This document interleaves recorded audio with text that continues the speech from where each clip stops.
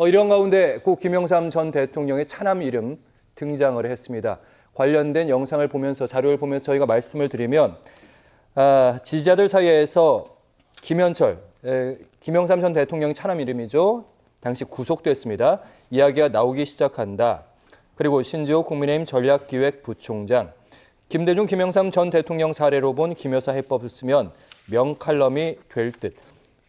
가까운 과거의 교훈이 다 있다. 김기웅 전 대변인님, 네. 이 메시지대로 최근에 친한계 쪽에서 부쩍 이런 얘기 많이 합니다. 어떻게 보시는지? 그러니까 모든 권력이 그 당시에 이제 YS 시절에 김영삼 정부 시절에 소통령이라 불리는 김현철 그 아들에게 있다. 그거를 빗대어서 뭔가 이제 DJ는 홍삼 트리오라고 표현이 있었죠. 세 명의 아들, 자제분들. 그다음에 YS 때는 이제 김현철 씨 그거에서 그 당시에 정권에 있어서의 어떤 위기를 할 때 가족들로 인해서 문제가 있었다. 그 아들인데 이번에는 김건희 여사가 윤석열 정부에 있어서의 어떤 부정적인 이미지와 그다음에 국정 지지율을 떨어뜨리는 데 있어서 김건희 여사의 어떤 리스크가 크다 이렇게 규정을 한 거거든요.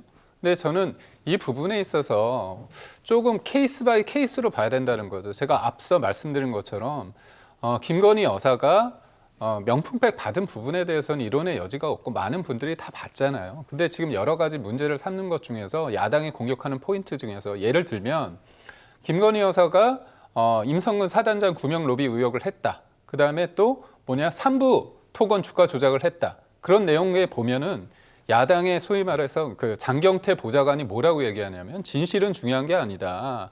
우리가 뭐라 해든 저쪽이 뭐라 하든 우리 쪽, 그러니까 민주당은 그걸 믿는다. 그리고 이종호와 김건희를 포커싱하면 나머지는 격가지다. 그런 얘기를 해요.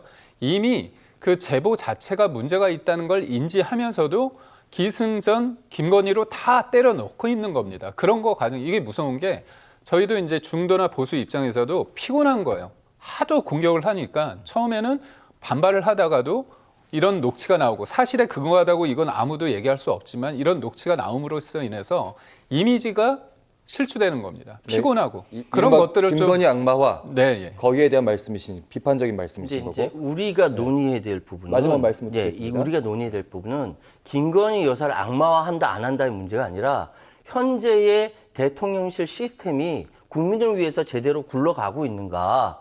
오히려 김건희 여사로 인해서 시스템 자체가 멈추고 국정이 마비되고 있는 것이 아닌가라고 국민들이 걱정한다고요. 만약에 야당이 과하게 공격해가지고 그렇게 피곤하게 생각하는 사람이 있다 하더라도 실체적으로 드러나면은 아닐 수 있으니까. 그런데 문제는 뭐냐면 현재 김건희 여사의 소위 가장 최고 권력자라고 국민들이 인식하고 있고 그걸 방어한다 해서 없어지는 건 아니니까 지금 상황을 어떻게 마무리할 것인가 저는 굉장히 걱정돼요. 그래서 말씀드리는 겁니다. 네, 알겠습니다. 오늘 있었던 정치 여러 시사 현안 김기웅 전 대통령 대변인 그리고 최유한 시사평론가와 함께했습니다. 잘 들었습니다. 고맙습니다. 네, 감사합니다. 고맙습니다.